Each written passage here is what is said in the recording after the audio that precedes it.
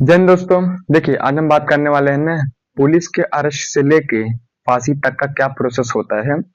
आज हम इस कंप्लीट टॉपिक में ना यही समझने वाले हैं। ठीक है। देखिए जो भैया आपका पुलिस होते हैं, क्या भैया पुलिस, इनको भैया रक्षक कहा जाता है। क्या भैया इनको रक्षक कहा जाता है। आर्मी वाले भैया बॉर्डर से रक्षा करते हैं, ये भैया हमारा शहर में ही रक्षा करते हैं। ठीक है। देखिए जब भी आपको जो कि पुलिस अरेस्ट करेगा तो भैया आपको दो ही रीजन से अरेस्ट कर सकता है। क्या भैया दो ही रीजन से। कौन कौन सा भैया, एक होता है भैया आपका ना संघीय मामला, संघीय मामला, और दूसरा भैया आपको होता है ना असंघीय मामला। ठीक है। तो भैया इसका रीजन क्या है, भैया इसको बोलते हैं भैया ना कॉग्निजेबल मामला, और इसको भैया बोलते हैं भैया नॉन कॉग्निजेबल मामला। एक ये कॉग्निजेबल और नॉन कॉग्निजेबल का मतलब ये है, ये दोनों भैया एफआईआर के टाइप हैं। क्या भैया एफआईआर, एफआईआर का फुल फॉर्म होता है फर्स्ट इन्वेस्टिगेशन रिपोर्ट। ठीक है। ये एफआईआर का मतलब चीज। जब भैया आप थाने में एफआईआर लिखाने जाएंगे तो भैया एफआईआर दो प्रकार का होता है, संघीय और असंघीय, कॉग्निजेबल और नॉन कॉग्निजेबल। क्यों? क्योंकि भैया देश में ऐसा अपराध भी होता है दो प्रकार का। आपको दो प्रकार का कौन कौन सा है। जो भैया आपका ये कॉग्निजेबल यानी भैया आपका संघीय मामला है, तो इसमें भैया ये आता है कि धारा 307, धारा 302 यानी मार दिए, हत्या की कोशिश, साजिश, बलात्कार, मतलब जान से ही रिलेटिव मामले भैया आपका आएगा भैया कॉग्निजेबल यानी भैया संघीय मामला में। और किसी को भैया दो झापड़ मार दिए ना, किसी का बाल नोच लिए ना, किसी को गाली दे दिए, तो ये सब मामला भैया आपका आता है भैया ना नॉन कॉग्निजेबल में आता है। तो भैया जब कोई भी व्यक्ति पुलिस स्टेशन में एफआईआर लिखाने जाएगा, वो अगर बोला कि भैया कि हमारे साथ मारा मारी हो गया, किसी का सर फूट गया है ना और वो मरने की हालत में है, अब भैया अगर सर फूट गया, खून ब्लड बाहर निकल गया, भैया मतलब हत्या की कोशिश, धारा 307 लगा दीजिए ना। तो ये प्रोसेस होता है। अब जब भैया बोल दिए कि सर फूट गया, खून बह रहा है ना, उसके बाद जब वो ऐसा बोल दी तो भाई सीधा भाई कॉग्निजेबल मामला लगेगा, यानी एफआईआर वो व्यक्ति लिखाने गया था, अब ये सीधे संघीय मामला लगेगा यानी कॉग्निजेबल मामला लगेगा। उसके बाद ये कोई दूसरा व्यक्ति गया भैया ये बोला कि ये हमको छेड़ रहा था, ये गाली दी है, ये मारा, या मेरा बार नोच लिया, ये सब मामला है, तो भैया तो सीधा एफआईआर तो लिखा ही जाएगा, फिर एफआईआर लिखा जाएगा, लेकिन असंघीय मामला लगेगा। अच्छा, ये दोनों चीज डीएफई या दोनों एफआईआर आखिर बनाया क्यों गया, तो भाई इसका एग्जैक्ट रीजन क्या है। तो रीजन ये है, अगर कोई व्यक्ति है, क्या भैया, अगर कोई मैन यानी कोई व्यक्ति है, उसके घर पे यानी उसके हाउस पे पुलिस गई और उसको भैया पर्ची दिखा रही है कि लो भैया ये पर्ची, और आपके ऊपर एफआईआर लिखा गया है, यानी आपके ऊपर किसी ने कंप्लेन दी है पुलिस स्टेशन में, आपको चलना पड़ेगा हमारे साथ पुलिस स्टेशन। अब जब भैया एफआईआर यानी अरेस्ट वारंट दिखा दे रही है, अब जब अरेस्ट वारंट दिखा दी तो आपको भैया तुरंत ही समझ जाना है कि भैया कि ये असंघीय मामला यानी नॉन कॉन्जेबल है। और अगर भैया एफआईआर नहीं दिखाई, तुरंत ही घर में घुस के काला पकड़ के बाहर खींच के सीधा थाने लेके गई, तो आपको समझ जाना भैया कि ये भैया कॉन्जेबल मामला है। क्यों? क्योंकि भैया अगर आपने किसी को गाली दी है, थप्पड़ मारा या फिर कुछ भी किया है, तो भैया उसमें आपको अरेस्ट वारंट आपको दिखाना पड़ता है। अगर भैया आपने किसी को मार दिया है या मारने की कोशिश की है, तब भैया आपको अरेस्ट वारंट नहीं दिखाएगा। ये भैया रूल रेगुलेशन, भैया ये एक्ट है, ये भैया संविधान का एक्ट है। संघीय मामला में आपको एफआईआर नहीं दिखाया जाएगा, कत्ते नहीं दिखाया जाएगा। असंघीय मामले में आपको भैया एफआईआर दिखाया जाएगा। ठीक है। और दोनों चीजें भैया सबूत मांगनी होती है। अब भैया जब आपको ये अरेस्ट कर लेंगे, क्या भैया आपको अरेस्ट करने के बाद, क्या भैया आपको अरेस्ट करने के बाद 24 घंटे के अंदर भैया इनको भैया ना कोर्ट में पेश करना पड़ेगा। कितने भैया, 24 घंटे के बाद। जब भैया आपके ऊपर एफआईआर होगा, एफआईआर भैया दो प्रकार का होता है भैया, आपका एक हो गया भैया आपका संघीय मामला, या भैया आपका हो गया भैया असंघीय मामला ना। अरे भैया ये सब आपको अरेस्ट हो गए भैया, आप मान के लिए भैया आप अरेस्ट हो गए। अब अरेस्ट के बाद भैया आपको ना 24 घंटे भैया आपको कोर्ट में पेश करेगा। बहुत लोग को ये डाउट होता है कि भाई कि पुलिस अरेस्ट करने के बाद तुरंत जेल नहीं जाएगी, तो भैया आपको इस पर स्पष्ट बता देते हैं कि भैया कि पुलिस के अंडर में जेल नहीं होता है। ये भैया जो ऐसी चौकी बनी रहती है, तो ये चौकी में खाली एक एक कोने हवलदार बैठा रहेगा, उसके बाद दूसरे साइड एक एसओ बैठे रहेंगे, इधर मेन थाना मालिक के एसआई बैठे होंगे। तो भाई यहाँ से आप जाइए भाई कंप्लेन लिखाइए, तो भाई यही सब होता है। यहाँ भाई ये पब्लिक बैठेगी, यहाँ पब्लिक बैठेगी, तो यही सब होता है भाई। थान वो पुलिस स्टेशन में जेल नहीं होता है। जेल जो होता है भाई, वो जो टीवी पिक्चर में दिखाता है वो सब झूठ दिखाता है, कि भैया टीवी वीवी में दिखाता है वो सब झूठ दिखाता है। ठीक है। और जब भैया आपको पुलिस अरेस्ट करेगी तो भैया अपने थाने में बैठाएगी पूछताछ करने के लिए। तो भैया आप अगर आपने कुछ बता नहीं रहे हैं और पुलिस को ऐसा लग रहा है कि इसको भैया लंबा घसीट देते हैं, ठीक है, लंबा तक मतलब लेके चलते हैं, तो ये जैसे 24 घंटा कंप्लीट होगा ना, उस तुरंत ही भैया आपको ट्रांसफर कर देगी भैया आपको कोर्ट में। और जब आप अरेस्ट होते हैं ना भैया ना, आप कभी भी देखेंगे कि आपको कांस्टेबल अरेस्ट करने नहीं आता है। ये तो 1 स्टार आएगा, ये तो 2 स्टार आएगा, ये तो यशो आएंगे, या तो या सच्चो आएंगे। तो भाई ये दो ही लोग आ सकते हैं, और ये फिर उनके सहायक भी कांस्टेबल होते हैं। अगर महिला को अरेस्ट करते हैं तो भाई तो महिला पुलिस होनी भी जरूरी है, ठीक है। सूरज सूरज ढलने के बाद भाई महिला को अरेस्ट करते भी नहीं किया जाता, कभी भी नहीं किया जाता है, और जेंट्स को तो आधी रात 2 बजे भी घसीट दो। तो भाई आपको कोर्ट लेके जाएंगे, तो भैया कोर्ट में भी आपके जज होते हैं, क्या भाई जज। तो जज के टेबल पे भाई है, जज जब बैठते हैं भैया उनको सामने वाला बंदे ना हमेशा एक टोपी, लाल टोपी लगा के हमेशा खड़ा रहते हैं। तो भैया कि आपको पुलिस वाले जो अरेस्ट किए थे वही उनको FIR कॉपी देंगे, तो भैया कि इनके ऊपर क्या चार्जशीट, क्या एक्ट, क्या धारा, क्या चीज लगा है, तो भैया वो जज देखेंगे। उसके बाद भैया जज कुछ सुनेंगे भैया कि जो जो कंप्लेन किए थे भैया वो भी आएंगे, और जो जिनके ऊपर कंप्लेन हुई भैया वो तुम्हारे वहां पे मतलब होंगे ही। तो भैया कि उनकी कंप्लेन सुनी जाएंगे। जब जज को लगे भैया कि ये बात तो सही कह रहा है, तो उसके बाद जज बोलेंगे कि भैया कि इनको जुडिशियल कस्टडी में डाल दो। क्या भैया, जुडिशियल कस्टडी में, जज के भैया ऑर्डर पे ना व्यक्ति को मिल गया है भैया जुडिशियल कस्टडी, जुडिशियल भैया को कस्टडी मिल गया है। तो भैया जुडिशियल कस्टडी का अर्थ ये है कि भैया कि इनको अब जेल में डालो। क्या भैया, अब इनको बाबू जेल में डाल दो। अब भैया कोर्ट के अंडर में होता है जेल।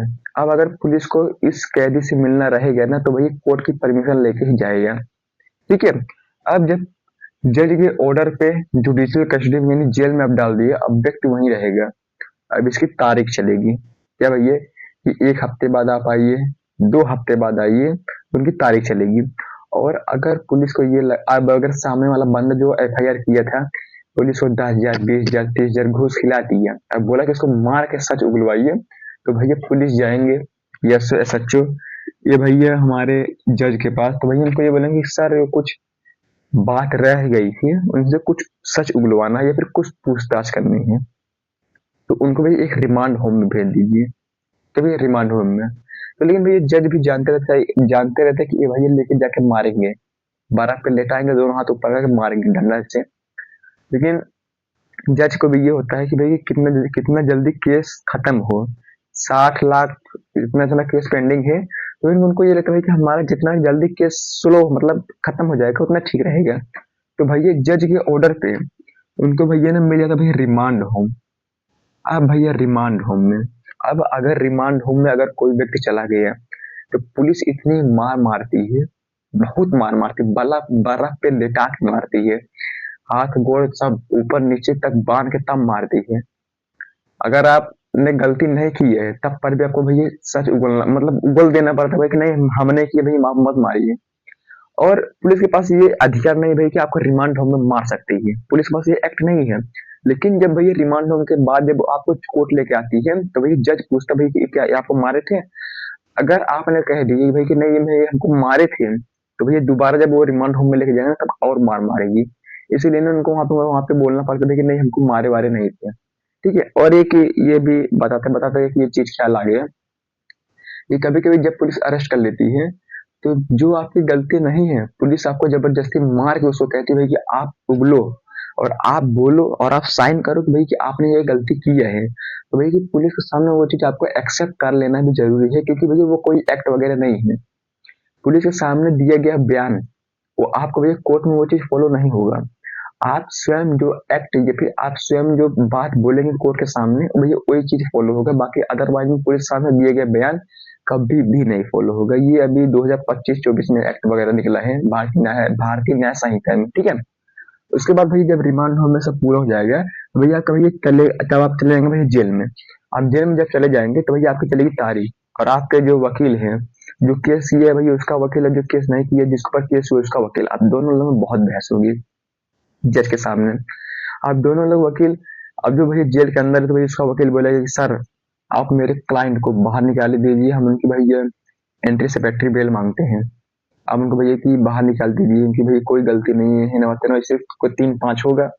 तो भैया कि अब उनको अगर बाहर निकालने के लिए रहेगा, अगर सामने वाला बंदा का वकील जो है तो एकदम तगड़ा रहेगा, बोलेगा सर आप नहीं निकाल सकते, आपके पास कोई प्रूफ भी नहीं है भैया कि आप किस आधार पे इस एक्ट के तहत उनको भैया आप निकालेंगे। तो भैया वो जेल के अंदर ही रहेंगे। अभी जेल के अंदर की तारीख चलेगी 10 साल, बहुत चला 20 साल, अब तारीख चलेगी जब भैया उसमें ये प्रूफ हो जाएगा कि भैया कि ये बंदा जो था, जो जेल के अंदर है, जिसके ऊपर एफआईआर हुआ है, ये बंदा ही गलत था, इसने किसी को मार दिया है, किसी का रेप करके उसको मार दिया है ना।